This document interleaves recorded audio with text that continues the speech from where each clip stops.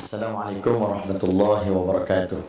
Marilah sama-sama kita dengar satu lagu untuk kita sama-sama hayati, ambil iktibar. Sikit saja, tak panjang. Sini katanya insya-Allah. Sayang,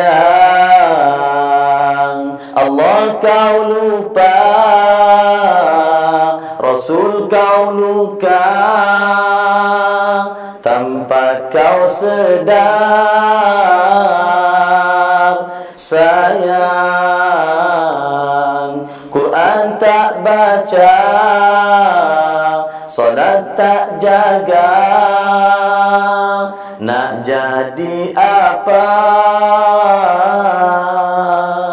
Hukum yang pasti, kau akan mati di dunia ini, buat selamanya.